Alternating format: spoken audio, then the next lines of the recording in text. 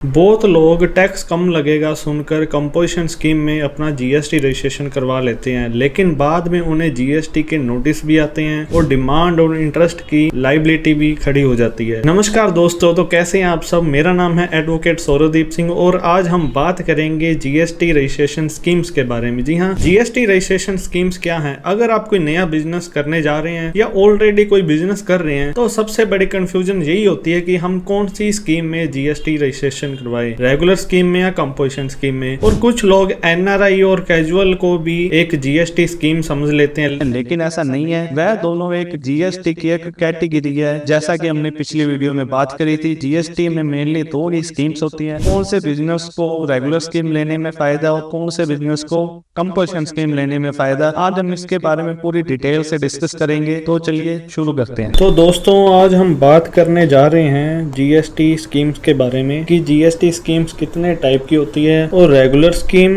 And composition scheme में क्या difference होता है। तो आज की वीडियो में हम इसी टॉपिक के बारे में डिस्कस करेंगे और पूरा डिटेल से जानेंगे रेगुलर स्कीम और कंपोजिशन स्कीम के बारे में। तो सबसे पहले हम बात करेंगे टाइप्स ऑफ जीएसटी स्कीम, यानी जीएसटी स्कीम्स कितने टाइप की होती है। देखिए, जीएसटी स्कीम दो टाइप की होती है, एक होता है रेगुलर और दूसरा होता है कंपोजिशन। अब हम सबसे पहले बात करेंगे रेगुलर स्कीम के बारे में। जो रेगुलर स्कीम है वो जीएसटी की नॉर्मल स्कीम है, सेक्शन 22 के अंडर आती है सीजीएसटी एक्ट के अंदर। रेगुलर स्कीम के अंदर अपने गुड्स से रिलेटेड या सर्विस से रिलेटेड कोई भी काम कर सकते हैं, मतलब कोई कैसा भी काम हो। भी आपने पिछली वीडियो में समझा होगा कि बिजनेस या तो गुड्स के अंदर होते हैं या सर्विस के अंदर होते हैं, या कुछ ऐसे बिजनेस होते हैं जिसमें गुड्स और सर्विस दोनों की डील करते हैं। तो किसी भी टाइप का बिजनेस हो, हम रेगुलर स्कीम के अंदर वो बिजनेस कर सकते हैं। इंटर स्टेट सप्लाई अलाउड, मतलब कि इंटर स्टेट सप्लाई आपको अलाउड है रेगुलर स्कीम में, यानी कि आप अपनी स्टेट से बाहर किसी दूसरी स्टेट में कोई माल बेचना चाहते हैं तो आप रेगुलर स्कीम में ये बेच सकते हैं। फॉर एग्जांपल कि आप राजस्थान में रहते हैं और आप पंजाब या हरियाणा में या महाराष्ट्र में माल बेचना चाहते हैं तो रेगुलर स्कीम के अंडर ही आप माल बेच सकते हैं उधर। आप ई कॉमर्स से रिलेटेड भी कोई काम कर सकते हैं। देखिए, आज का जो बिजनेस है वो ऑनलाइन का जमाना चल रहा है। हमें अपना बिजनेस एक्सपेंड करने के लिए ऑनलाइन की भी जरूरत पड़ती है। अगर आप ऑनलाइन वेबसाइट्स पर जैसे कि अमेजोन, मिंत्रा, फ्लिपकार्ट, मीशो जैसी वेबसाइट्स पर अपना माल बेचना चाहते हैं तो रेगुलर स्कीम के अंडर आप कर सकते हैं business online. Normal GST rate, देखिए रेगुलर स्कीम में नॉर्मल जीएसटी रेट्स ही एप्लीकेबल होते हैं। फॉर एग्जांपल 5%, 18, 28, ठीक है। हम जीएसटी की इसमें बिलिंग होती है और नॉर्मल जीएसटी स्लैब्स के अकॉर्डिंग ही हमें जो है जीएसटी पे करना होता है। आईटीसी अलाउड, हमें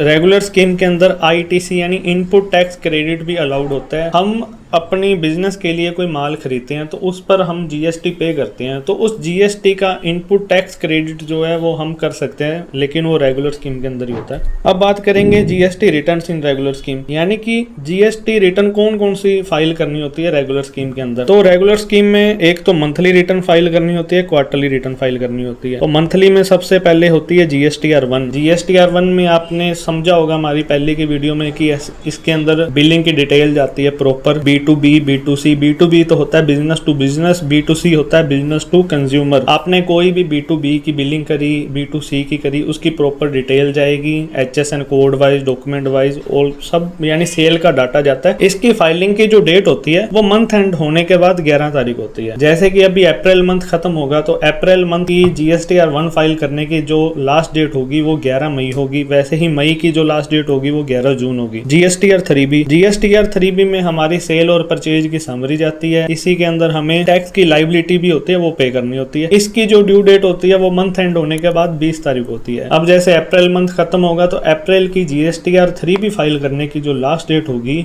वो हमारी 20 मई होगी। मई की 20 जून होगी, वैसे ही जून की आगे 20 जुलाई होगी, ठीक है। अब उसके बाद एक रिटर्न होती है जीएसटीआर9। जीएसटीआर9 एक रेगुलर जीएसटी स्कीम के अंदर एनुअल रिटर्न होती है। तो रेगुलर स्कीम के अंदर हमें एक एनुअल रिटर्न भी फाइल करनी होती है जिसे हम जीएसटीआर9 बोलते हैं। अगर आपका टर्नओवर 2 करोड़ से ऊपर है एक फाइनेंशियल ईयर के अंदर, अगर आपका किसी फाइनेंशियल ईयर के अंदर टर्नओवर 2 करोड़ से ऊपर है तो आपको जीएसटीआर9 जो है वो फाइल करनी होती है। अगर 2 करोड़ से कम है तो आपके पास ऑप्शनल है कि आप फाइल करना चाहते हैं तो फाइल करो, नहीं करना चाहते तो मत करो। अब उसके बाद आएगी जीएसटीआर9। जीएसटीआर9 जो होती है तो ये रेगुलर फर्म को फाइल करनी होती है 9 रिटर्न फाइल करने के बाद। अगर आपका 5 करोड़ से अगर नीचे टर्नओवर है आपका तो आपको जीएसटीआर9 से फाइल करने की जरूरत नहीं है। अगर आपका टर्नओवर 5 करोड़ से ऊपर है तभी आपको रिटर्न फाइल करनी है। अब क्वार्टरली रिटर्न में बात करेंगे IFF। IFF क्या होता है? ये एक फॉर्म होता है। अगर देखिए अब क्वार्टरली रिटर्न में अब क्या होगा, GSTR 1 जो है ना वो हमें क्वार्टरली फाइल करनी होती है। फॉर एग्जांपल अप्रैल मई जून का हमारा जो क्वार्टर है वो क्वार्टर एंड होने के बाद जो इसकी ड्यू डेट होगी वो 13 तारीख होगी क्वार्टर एंड होने के बाद। तो 13 तारीख तक अपने को GSTR फाइल करनी होती है। अब अप्रैल मई जून क्वार्टर की जो लास्ट डेट रहेगी वो हमारी 13 जुलाई रहेगी। तो इस बीच आप कोई B2B की सप्लाई करते हैं और उन B2B के जो आपके कस्टमर हैं उनको इनपुट टैक्स क्रेडिट जो है वो पहले चाहिए। तो उस कंडीशन में आप क्या करोगे, IFF फाइल कर दोगे उस मंथ की। ठीक है, आप IFF फाइल कर दोगे तो सामने वाली फर्म को जो है उनका इनपुट जो है वो मिल जाएगा। ठीक है, और इसकी जो लास्ट डेट होती है वो मंथ एंड होने के बाद 13 तारीख होती है। 13 तारीख निकलने के बाद आप IFF जो है फाइल नहीं कर सकते। अब बात करेंगे GSTR 3B की। 3B वही सेम डाटा, वो जो मंथली में जा रहा था वही इसके अंदर क्वार्टरली जाएगा और इसकी जो लास्ट ड्यू डेट रहेगी वो क्वार्टर एंड होने के 22 तारीख और 24 तारीख रहेगी। 22 और 24 क्यों रहेगी, ये देखो अलग अलग स्टेट वाइज गवर्नमेंट ने इसको डिवाइड किया हुआ है। किन्हीं स्टेट में तो 22 तारीख लास्ट होती है तो किसी में 24 लास्ट होती है। GSTR 9 भी सेम आपको रिटर्न फाइल करनी पड़ेगी 9 अगर आपका टर्नओवर 2 करोड़ से ऊपर है। अब बात आएगी कि मंथली रिटर्न और क्वार्टरली रिटर्न चूज कब कर सकते हैं।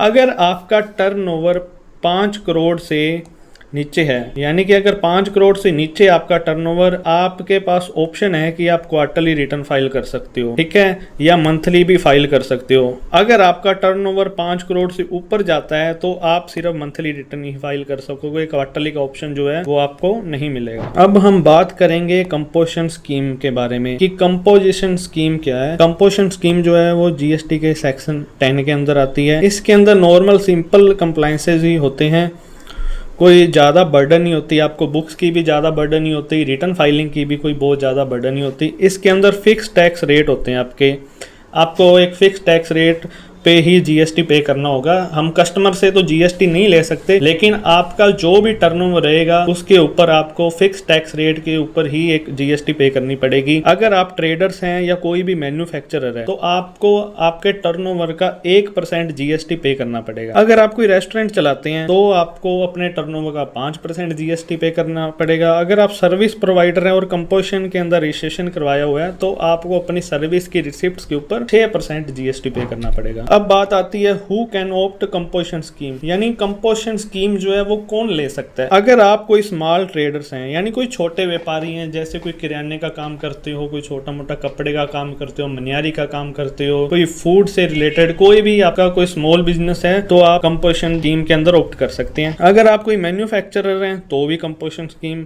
ऑप्ट कर सकते हैं। लेकिन एक बात का ध्यान रखिएगा कि तंबाकू, पान मसाला, आइसक्रीम, गुटखा जैसे प्रोडक्ट का अगर आप मैन्युफैक्चरिंग करते हैं तो कंपोजिशन स्कीम आप नहीं ले सकते। ये बात का आपने ध्यान रखना है। अगर आप तंबाकू, पान मसाला, आइसक्रीम कुछ भी प्रोडक्ट का मैन्युफैक्चरिंग करते हैं तो आप कंपोजिशन स्कीम नहीं ले सकते। Only intra state supply allowed, मतलब कि आप अपनी स्टेट के अंदर ही माल अगर बेचते हैं तो आप कंपोजिशन स्कीम ले सकते हैं। ठीक है, अगर आप राजस्थान में रहते हैं तो राजस्थान के अंदर ही माल बिजनेस करते हैं सिर्फ, ठीक है, तो आप कंपोजिशन स्कीम जो है ले सकते हैं। अब कंपोजिशन स्कीम की भी लिमिट होती है। अगर आप ट्रेडिंग का या मैन्युफैक्चरिंग का काम करते हैं और आपका टर्नओवर एक फाइनेंशियल ईयर के अंदर 1.5 करोड़ से कम है तो आप उस केस में कंपोजिशन स्कीम जो है वो ले सकते हो। अगर आप सर्विस का काम करते हो तो आपका टर्नओवर 50 लाख से कम होना चाहिए। अगर 50 लाख से कम है तो आप कंपोजिशन स्कीम जो है वो ऑप्ट कर सकते हो। अब रिस्ट्रिक्शन की बात करते हैं। अभी कंपोजिशन स्कीम की रिस्ट्रिक्शन क्या है। अगर आप कोई ई कॉमर्स ऑपरेटर हो, यानी कि ऑनलाइन माल बेचते हो या ऑनलाइन वेबसाइट्स के थ्रू कोई भी काम करते हो तो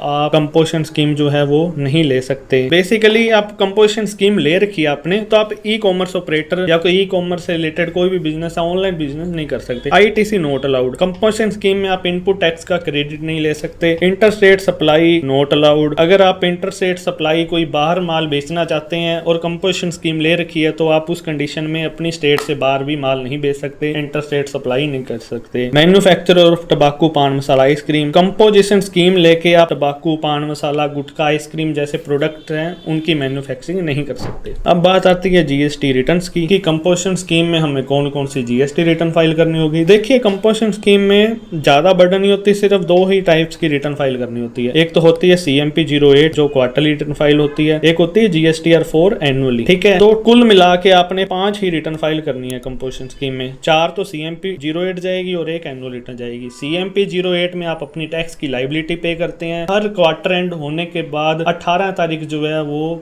CMP 08 फाइल करने की लास्ट तारीख होती है। अब जैसे अप्रैल मई जून का क्वार्टर खत्म होगा तो उसकी CMP 08 फाइल करने की जो लास्ट डेट होगी वो 18 जुलाई रहेगी। और GSTR 4 जो है वो एनुअल रिटर्न फाइल करनी होती है एक फाइनेंशियल ईयर खत्म होने के बाद 30 जून लास्ट होती है। यानी कि अब 25-26 फाइनेंशियल ईयर खत्म होगा तो उसकी जो GSTR 4 फाइल करने की जो लास्ट ड्यूट है वो 30 जून रहेगी। अब हम बात करेंगे की डिफरेंसेस के बारे में कि बेसिकली मेन क्या डिफरेंसेस हैं कंपोजिशन स्कीम और रेगुलर स्कीम में। सबसे पहले बात आती है टैक्स रेट की। रेगुलर स्कीम में नॉर्मल टैक्स रेट होते हैं, कंपोजिशन स्कीम में फिक्स लो रेट से टैक्स पे करना होता है। ITC रेगुलर स्कीम में हमें अवेलेबल है जबकि कंपोजिशन स्कीम में अलाउड नहीं है। रेगुलर स्कीम में ज्यादा कंप्लायंस है, रिटर्न भी ज्यादा फाइल करनी होती है, बुक्स भी ज्यादा अच्छे ढंग से मेंटेन करने की जरूरत होती है, जबकि कंपोजिशन स्कीम में सब कुछ सिंपल रहता है, बुक्स की भी आपको ज्यादा बर्डन नहीं रहते। अब बात आती है इनवॉइस की। देखिए अगर आप रेगुलर स्कीम ले रखी है तो आप GST इनवॉइस बना सकते हो। मतलब कि आपने कोई भी माल बेचते हो तो उस पर आप 5% 18% जो भी प्रोडक्ट का GST रेट है वो GST रेट लगा के आप बिल जो है वो काट सकते हो। कंपोजिशन स्कीम में सिर्फ बिल ऑफ सप्लाई दोगे, यानी कि आप कोई भी GST की बिलिंग नहीं करोगे, आप सीधी अमाउंट से ही बिल दोगे कस्टमर को। GST आप उसके ऊपर अलग से मेंशन नहीं कर सकते, GST आपको टर्नओवर के ब्याज पर पे करनी होती है। अब बात आती है कॉमन मिस्टेक की। GST नंबर लेने के बाद हम क्या कॉमन मिस्टेक कर देते हैं। Interest rate supply in composition scheme. कई बार क्या होता है हम कंपोजिशन स्कीम लेके इंटरेस्ट रेट सप्लाई करने लग जाते हैं, ये एक बहुत बड़ी मिस्टेक है। GST bill issue in composition scheme. हम कंपोजिशन स्कीम में GST बिल इशू कर देते हैं। Wrong scheme for service provider. देखिए कई बार हम क्या होता है गलत स्कीम चूज कर लेते हैं, तो सर्विस के अकॉर्डिंग डिपेंड करता है कि हमें रेगुलर स्कीम लेनी चाहिए या कंपोजिशन स्कीम। तो उस केस में ना हम कई बार स्कीम ही गलत चूज कर लेते हैं, तो जिसका हमें बाद में काफी बड़ा नुकसान हो सकता है। अब हम बात करेंगे which business scheme have to choose, कि हमें कौन सी बिजनेस स्कीम जो है वो चूज करनी चाहिए। देखिए अगर आपके B2B क्लाइंट्स हैं, मतलब कि आप बिजनेस टू बिजनेस कोई बिल काटते हैं, यानी आप अदर GST रजिस्टर्ड बिजनेसमैन के साथ कोई बिजनेस करते हैं तो रेगुलर स्कीम आपको लेना चाहिए। ITC claim important. अगर आपको ITC क्लेम लेना बहुत जरूरी है, आपका ITC क्लेम लिए बिना नहीं काम चल सकता, तो आपको रेगुलर स्कीम लेना चाहिए। लोकल स्मॉल बिजनेस, आप कोई छोटा बिजनेस करते हैं लोकल ही आसपास, आपका टर्नओवर भी ज्यादा नहीं है, तो कंपोजिशन स्कीम जो है वो आपके लिए बेस्ट स्कीम है। अब बात करते हैं भी रेगुलर स्कीम किन के लिए बेस्ट है। होलसेलर, अगर आप कोई भी होलसेलर हैं, मैन्युफैक्चरर हैं, बड़े सर्विस प्रोवाइडर हैं, बिजनेस करते हैं B2B क्लाइंट्स के साथ, ITC इंपॉर्टेंट है तो आपके लिए रेगुलर स्कीम बेस्ट है। अब बात करेंगे कंपोजिशन स्कीम किन के लिए बेस्ट है। देखिए आप कोई भी स्मॉल शॉपकीपर है, कोई छोटा मोटा आपका बिजनेस है, कोई गांव में या छोटे शहर में आप कोई छोटी सी दुकान चलाते हैं, ठीक है, तो कंपोजिशन आपके लिए बहुत अच्छी है क्योंकि आपको ज्यादा बुक्स की भी बर्डन नहीं लेनी पड़ेगी ना, आराम से आपका देखिए खर्चा भी जो है वो annually as compare to regular scheme आपका कम आएगा। लोकल रिटेलर है, ठीक है, ITC की आपको रिक्वायरमेंट ही नहीं है, तो आपके लिए कंपोजिशन स्कीम जो है वो बेस्ट स्कीम है। अब बात करेंगे consequences of choosing wrong scheme. Wrong scheme लेने से हमें क्या लॉस हो सकता है। देखिए ITC का लॉस होगा। फॉर एग्जांपल कि आपके लिए रेगुलर स्कीम अच्छी थी लेकिन आपने कंपोजिशन स्कीम ले ली, आपको ITC का लॉस हो जाएगा। GST की डिमांड आ जाएगी और इंटरेस्ट भी पे करना पड़ेगा उस डिमांड के ऊपर, ठीक है। सेक्शन 73, 74 के नोटिस भी आ जाएंगे आपके पास, तो वो नोटिस से भी आपको उलझना पड़ेगा, उनके जवाब देने पड़ेंगे। कंपोजिशन से डिस्क्वालिफिकेशन, आप कंपोजिशन स्कीम से डिस्क्वालीफाई हो जाओगे रूल 6 के अकॉर्डिंग, तो आपको ध्यान रखना है हमेशा GST नंबर लेते टाइम सही GST स्कीम ही चूज करनी है। अगर आप कंफ्यूज हैं, बिजनेस करना चाहते हैं या ऑलरेडी कर रहे हैं, अभी आप कंफ्यूज हैं कि हमें कौन सी स्कीम में बिजनेस करना चाहिए, कि हमारे लिए रेगुलर स्कीम अच्छी है या कंपोजिशन स्कीम बेस्ट है, तो आप उसके लिए हमसे कांटेक्ट भी कर सकते हैं, ठीक है। हम फिर आपकी जो भी कंफ्यूजन आपकी क्लियर कर दी जाएगी, आप आराम से बिजनेस करिए। कोई भी अगर आप हेल्प चाहते हैं, कोई बुक से रिलेटेड, कोई फाइलिंग से रिलेटेड, तो आप हमसे कभी भी कांटेक्ट कर सकते हैं। अगर आपको वीडियो अच्छी लगी तो जरूर लाइक करें। ऐसे ही और अपडेट्स देखते रहने के लिए हमारे चैनल को सब्सक्राइब करना मत भूलें। अपने फैमिली फ्रेंड्स के साथ वीडियो को जरूर शेयर करें ताकि उनको भी ऐसी इंफॉर्मेशन मिल सके, किसी और के भी वीडियो काम आए। कमेंट बॉक्स में आप जरूर बताएं कि आपको वीडियो कैसी लगी, और आपके कोई भी अगर डाउट्स है आप पूछना चाहते हैं तो कमेंट बॉक्स में जरूर पूछें। वीडियो में एंड तक बने रहने के लिए आपका बहुत ही धन्यवाद। आपने वीडियो अंत तक देखी, थैंक यू सो मच।